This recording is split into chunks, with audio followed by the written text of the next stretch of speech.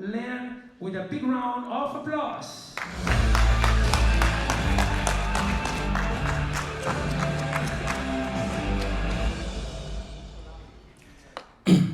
All right. Hi, everyone, and thank you very much for taking the time to listen to me speak about a topic that is very dear to my heart, namely how to spot and avoid scams when buying used skydiving gear online. I believe that is super important, especially for younger jumpers, and also especially to you, most of you probably being very experienced skydivers, having developed a sort of a gut feeling, because you're also very respected people by younger jumpers, for which is especially an important topic, not saying that you and we are not of the risk of getting scammed. Let's quickly start off with the situation today. We have approximately 150,000 skydivers worldwide, and according to numbers of the USPA, around 50% of skydivers buy gear each year. Approximately 40% of gear purchases are used gear, and we've done a study, or a little survey, it's maybe not fully representative, but it gives a good idea, that 1 in 3 skydivers that has traded gear on Facebook before has experienced scams. Quite a lot number, no? So, what do I want to achieve? What is my goals with this talk? First of which, I want to kind of talk about fraud schemes that happen often, what approaches fraudsters consciously or unconsciously do that lead to people being scammed. Secondly, talk about a couple of approaches and tactics that you can take to mitigate the fraud and keep the risk as low as possible. And then I want to promote awareness. I mentioned before that most probably a lot of you are very experienced people. You have developed this gut feeling. But because you have developed this gut feeling, you maybe not as conscious anymore about what red flags, what gut feeling do you actually listen to? What is the reason that this feels wrong? This is especially important when a younger jumper who respects you and seeks you for advice asks what they should look out for. Because you can't really tell them, yeah, you should just know, right? So who am I even to talk to you about this topic? Why do I have any clue about it? My name is Leon, I'm 24 years old. I live in Switzerland, and as most of you, I'm a passionate skydiver. I love this sport, and I've actually learned the sport and done my first 100 jumps in Thailand, in Skydive Thailand, and now that I'm back in Switzerland, or mainly based in Switzerland, I jump in H&Ms, but I try to travel around a lot and get to know different people and see different drop zones. From a, let's say, academic perspective, I studied economics at the University of St. Gallen, where I focused on risk management and quantitative economics and tried to apply these more evidence-based academical findings from other fields to our field as well and to the work that we do. That is actually also the reason why I spend so much time with the used gear market and why I've seen so many different things happening. I have last year co-founded Avento, or started to co-found Avento together with Tim, my co-founder. We're a used gear online marketplace for skydiving gear specifically. Think of it a little bit as eBay for skydiving gear, but very verticalized. We have specific filtering systems that allow younger jumpers to find the exact model that they're looking for, and we address the problem of fraud with escrow payments, so the money is blocked in an account until the gear is received and inspected by the buyer's rigger. However, I do not want to focus on what we do in this talk, but generally, what are the places where gear is sold? And as of now, it is, unfortunately, still by far the biggest, being Facebook, when it comes to the online gear purchases. So I think to talk about how to mitigate fraud and what are the fraud schemes, we need to get aware of what is the reason that there is so much fraud in our market and why it has increased so heavily in recent years. First one being, we deal with quite large amounts of money. You know what a new complete system costs, and still in the used gear market, that number is quite high and can very easily go above 5,000 euros, US dollars, whatever. Secondly, a lot of the transactions happening on Facebook are international. If you have the chance to buy gear from somebody at your drop zone that sells exactly the container, for example, that you're looking for in your size, in your color, whatever. That's perfect. Do that. However, unfortunately, because we're a relatively small sport and because our gear is extremely specific, especially for containers, but also for other parts of the gear, this is often not the case that you have this luck. And then people have to resort to international transactions on Facebook, sometimes not directly knowing the person, sometimes not even knowing them at all, which poses a big threat and a big risk. On Facebook, a lot of people buy gear with little to no safety. I can speak for myself. When I bought my first rig, I bought it on Facebook Marketplace or the Facebook buy and sell group. I sent money via Revolut to Romania, and I did some huck and pray. So what are the channels that skydiving gear is sold online? First of which we have talked about it. Facebook groups, usually buy and sell groups. For example, Skydiving Gear Europe. There's many others, you will know them. I said it is the most used channel and it will also be the focus of this talk. We only have 30 minutes.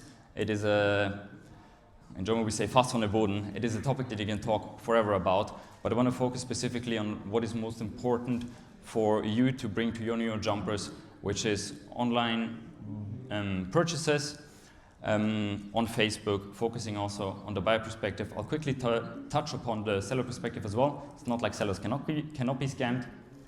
Secondly, local groups. Think of your local Drops on WhatsApp group, Facebook group, whatever. Similar to just buying it in person from somebody you know, this is a great option because you have the possibility to go try it on in person. You can pay it in person and you know the person in person and can therefore mitigate a lot of the risks that we have in the online channels.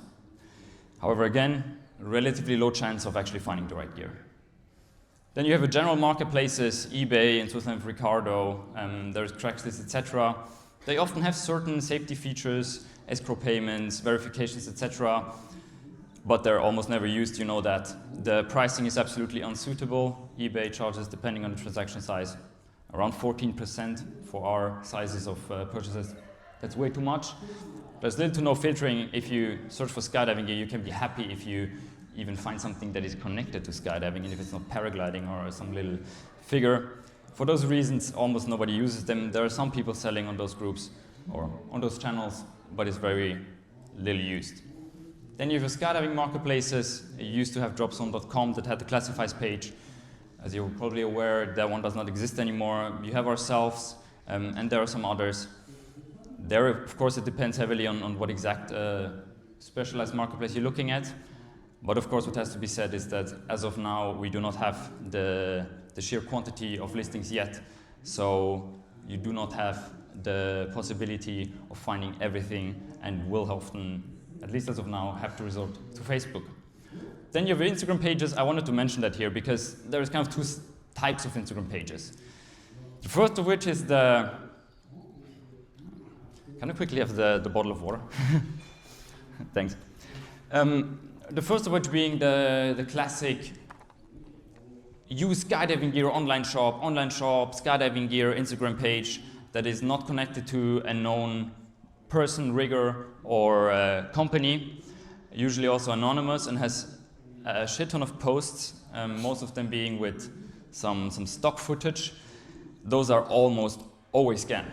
Do not buy from them, even if there is a little note where they write the date or their name. Nowadays they can be so easily be faked with AI, and it is. However, there is other types of Instagram pages, rigging shops that are very well known, that trade, that just post their listings there as well. Partner of us, for example, Franz Mecklinger from Germany, Mindfly, he is one of those pages. Those are, of course, absolutely valid, but do verify that it's actually the person running the page, because that can happen as well. Then there is two types of scams, or I like to classify them into two types. First of them being what I call the unintentional scam.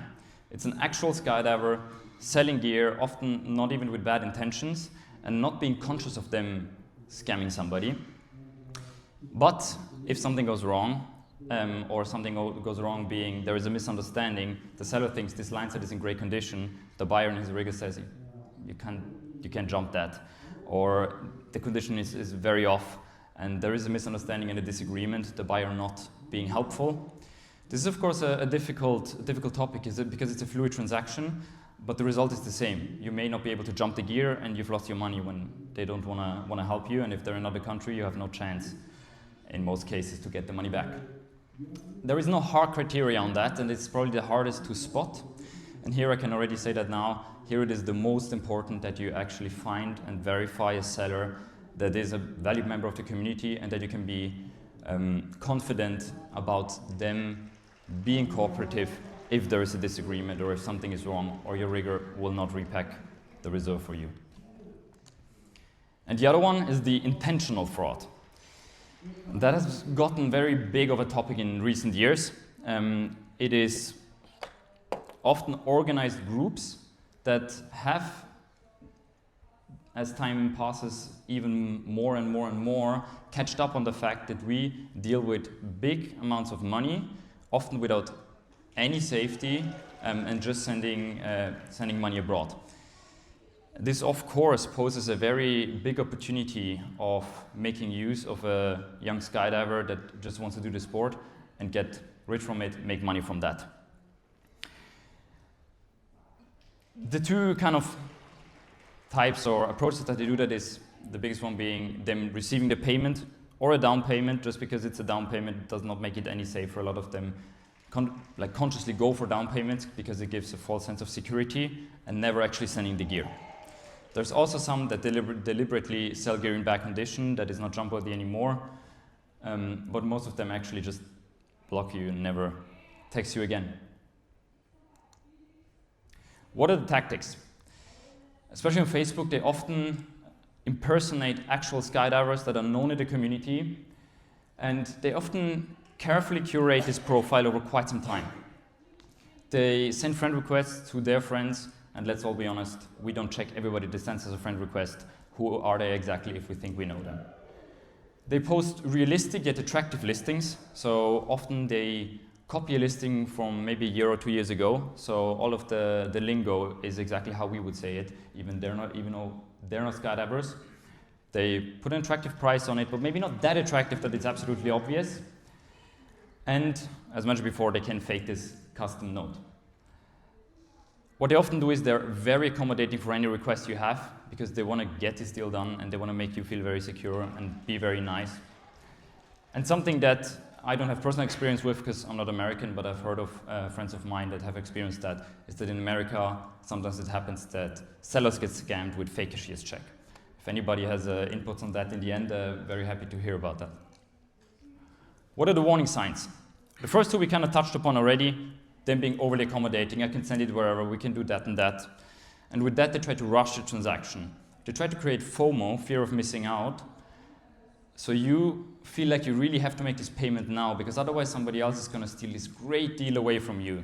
Studies have shown that even experts, so it's a general study, not specifically for skydiving, that even experts are not immune to scams when the scammer manages to create this fear of missing out. Sometimes the seller is unknown. That can be them having an anonymous account, just no person connected to it, being the biggest red flag, but also you not being able to find somebody as a reference for them. In skydiving, you will find somebody that knows them, at least over a couple of corners, or them not being willing to make a video call with you to actually verify that they're the person. A warning sign can also be a young Facebook account or a Facebook account with only very young listings. And if a listing is too good to be true, there's probably a reason that it is like that. And the last point touches on that, and it's very important to me because it's a big weapon that we have to counter this, is your gut feeling. If your gut tells you something is wrong, if your spidey senses tickle, listen to it, because probably there is a reason for it, even if you're not conscious about it yet. So, what are approaches to minimize the risk that you can do? The first one is verify all hard facts as good as possible. This is also especially important for the unintentional frauds. The unintentional frauds are often misunderstandings. So try to get everything clear as well as humanly possible before the transaction is finalized, so you have a good baseline to talk about and maybe realize before the transaction that you had a misunderstanding. So when you buy a canopy, find out how many jumps does the canopy have, how many jumps does the line set have, where has the canopy been jumped, does it have any patches, what is the state of the crossports and everything. That can help a lot. Then consult an expert, even if you're an expert. Fear of missing out, as before. Somebody else that has a lot of knowledge about it, a rigger, somebody that trades a lot, or somebody being a long time in the sport and having seen a lot of it, can give you a second set of eyes, can give you another opinion, is maybe not as blinded by absolutely wanting to get this new Petra as you are. And this is also what you should, first of all, tell your younger jumpers that come to you and ask you, how should I buy used gear? I don't have anybody in my drop zone, my rigger doesn't have something. Tell them to, before they buy anything, show it to the rigger, to the instructor. There's a lot of experience, not only because of the scam part, but also because of the part, is the gear even fitting to them? Should they buy a Crossfire with 50 jumps? Probably not. Second, and I believe that is one of the most important ones, is actually make a video call. Not just a video, not just a photo with a custom description of it or the latest newspaper. This now can be faked very easily. A video call is still quite hard to fake. So make a video call with the person when they're also in possession of the gear. That allows you to verify if they're actually the person they're claiming to be on the Facebook account, and it can also show you that they're actually in possession of the gear. And also there's no reason to not make a video call. Like, we all go jump around, we ride boogies, somebody not want to talk to somebody, not want somebody to see their face, probably a reason for that. Then reference. There is this theory in skydiving that we all know each other over at most 3 corners, and I believe that is true. So find somebody that knows the person that you want to buy the gear from personally. Either you have a common friend that you can ask, hey, how well do you know the person? And if you don't directly know who you can ask for it, go to the person in your drop zone. The one that travels around a lot, is in the sport for quite a long time, maybe goes to competitions. They will probably know somebody that knows the person, and our community, luckily, most of us are very helpful for those things, and they will tell you about their experience with that person, and can also vouch for the character, how they are. Would they put their hand in the fire for them not wanting to scam you and being helpful? Then, I've also done that, and I believe it's very important, is pick up and pay the gear in person, even if it's another country. Maybe the flight costs $200. I'm aware that's not always possible, but if it is on the other side of Europe, the flight might cost $200. It's going to cost you a day, but it allows you to pick the gear up. You can vet the gear, you can look at it, you can try it on before, you can pay in person, and you get a free trip out of it. Also nice, no? Then last, and it's a bit of a controversial topic, is rigger escrow. Rigger escrow works in a way that the seller sends the gear to your rigger or to the buyer's rigger, a rigger that is well known and they also know that they can trust. The rigger checking the gear, checking if it is according to what was listed, and only then is the money paid and the rigger releases the gear to you. If that is possible, it's great, but there is a couple of problems with it. First of them being, if it is a good deal, there's often a lot of people wanting to buy that canopy, and a lot of sellers will not want to take up with the extra effort and the extra hassle of going through rigger escrow if they don't have to. And that is not necessarily a red flag. And on another note, a lot of riggers don't like to do it. It depends heavily for the rigger because it's a lot of work for them. It takes a lot of time, and they're also very busy, especially this time of the year. Then, also kind of a couple quick facts. Never buy from an anonymous account. I said it before and I'm saying it again. Do not buy from a fully anonymous account. There is no reason to have this kind of account. It's not how it is done in our scene. Search the name in Google. Drop the name of the seller in Google and in Facebook. Quite often people post in a Facebook group or publicly on Facebook that this person has scammed somebody and somebody had bad experiences with that person. They might show up. You don't know if they show up. Maybe it just saved you a couple $1,000. Then again, do trust your instincts. If a listing is too good to be true, it probably is. I can tell you the story of when I bought my first rig. It was quite a cheap, quite an old rig. I bought it from Romania. Didn't pay that much, but it was still around $2,000. Yeah, found it on Facebook, talked to the person, made a video call, sent him the money, didn't reply to me in a couple of days. As a classic skydiver, I had a couple of sleepless nights. Eventually he did reply to me. I went to pick it up in person and I paid it in person. No, I already sent the money before, but I picked it up in person. And that worked. Very nice guy. Brought it back to Switzerland. Brought it to my rigger. Rigger checks it out, calls me 2 days later and says, hey bro, what the fuck is that? You can't jump that. So the rig was, or the container was reharnessed in a weird way that they wouldn't want to repack it, and especially the reserve was a Paratic speed. Was supposed to be from '06, but it had a paper label. Paratic didn't do paper labels after around 2000-ish, I don't know the exact number. So what we figured out is that they crossed out the 9 and they made a 0, so it was from 1996. Yeah, I was a bit pissed, I was a bit sad, because I couldn't afford another rig. Still texted the seller, I didn't expect to get the money back. I got super damn lucky. He did not know about it, it was a bit hard to spot. He wanted to make it right. He booked a plane ticket, flew to Switzerland, brought me another container, another reserve for free. I was super happy I was able to jump it, but I got super damn lucky. And most people in those cases, even if it wasn't even intended as a scam, they will not have this luck. So, the last thing that you can do and that can help is protect the payments. PayPal goods and services is the most used one. There is some other ones. Venmo has a solution for this and some other providers.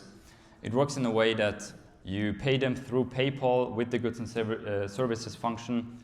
It costs a couple percent, around 2 to 3%.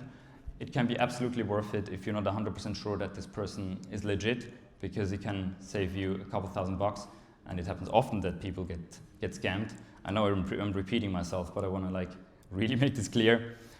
And if something's wrong with it, if you don't receive it, or if something was not as described, you have a chance of getting your money back. You can make a dispute with PayPal, they'll look at it, and they can resolve it. I have a lot of friends who have done it that way, or have had this experience and that were saved by that. But it is not 100% safety. There's also a lot of people who still never got their money back.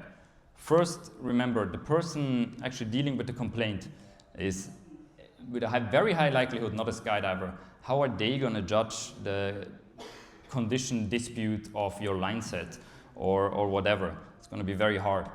And on another side, I have heard of people that use PayPal goods and services and made a dispute and sent all of the Facebook chats they had with the seller that proved that it was not what it was listed to be. But PayPal replied, we do not accept or see communication over Facebook Messenger as proof. I'm not sure if that's always the case, but I know that this has happened before. So here, still don't buy from somebody that you think that might be that might be a scam and that is kind of fishy, but it can offer extra safety that can absolutely be worth it. That is the things that I wanted to say here. On a last note, I want to thank a partner of ours, Skyforce Gear Shop, Timo. He has helped us with the preparation of that. We've been working a lot in this area and have seen a lot, but I have not myself bought and sold that many things on online Facebook. And they've given us a lot of very helpful inputs on this side that we're very grateful for. And now I have deliberately left around 5 minutes, and I hope there is a couple of questions, and if there's no question, if there's any inputs, I hope that we can kind of put our heads together and work against these scammers that break the sport and maybe even have young jumpers have to quit the sport because the first rig they bought and they put all of their money in never arrived and they can't afford another one, and 2 years later they're not going to start the sport again. Thank you very much. Thank you. No questions in the app, but if you want if you have any question right now, so up your hand and yeah. It's not much of a question, but more of a personal experience. Mm-hmm. In fact, the first rig I sold in another country, which had different regulations about it. So the guy eventually could jump it, but he had to pay some modification to the rig. So there's that to consider, especially when buying I think, and especially telling that to new skydivers to emphasize the fact that the rig might be jumpable in the country they're buying from, but not maybe not in their own country.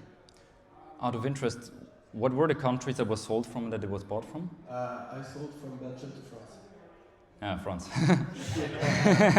Yeah, France. Never sell a rig to French.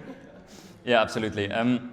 It's a very good point, because I think that goes directly in this unintentional scam direction, where people are not intending to scam the other person, that you obviously weren't, and that can sometimes be a person that doesn't really care, oh yeah, it's going to be fine enough, or a person that actually checked everything and you can't expect from a seller that they know about the regulations of every country, right?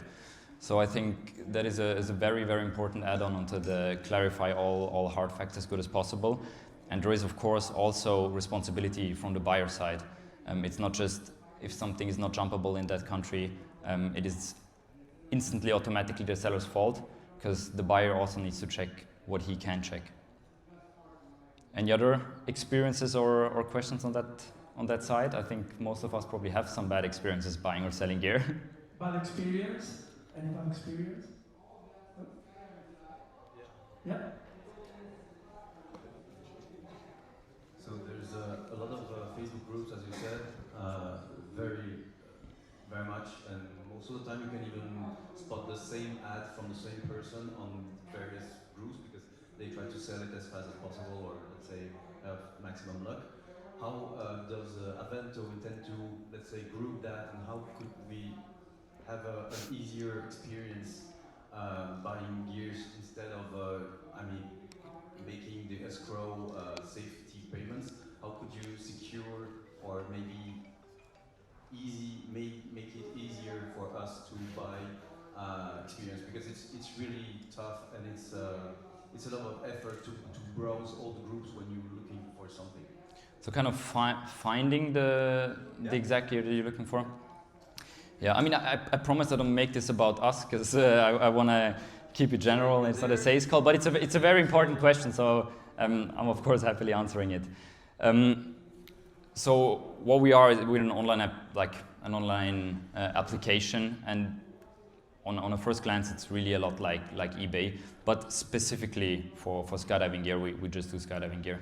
So we have a category and a filtering system for skydiving gear. On the category side, we have for all of the big parts, so kind of all parts of a main system, the category, the brand, and the model for all suppliers. And for the smaller miscellaneous parts, we've categorized it a little bit differently. We've spent a lot of time building that, talking to a lot of very experienced riggers and people. And then depending on the category, you have specific filtering options. So for example, when you are looking for a rig, you have of course, the filter age, jump number, price, color, RSL, MAR, nothing. But you also, for example, have a slider on canopy sizes, standard fit, from where to where does it hold it. So we've really built that specifically for that you can search exactly what you're looking for. And we launched 3 months ago, so we don't have everything yet, of course. What you can do then is you can kind of like put a saved search, and it saves it in the profile, and whenever something comes, you'll get notified. Thank you. Okay, so thank you, Lean. So thank you for your amazing devices. And let's give a big round of applause for Lean Stein. Thank you very much for being here. And thank you to all the speakers and others. This concludes the presentations of the Thank you very much. Stage 2 of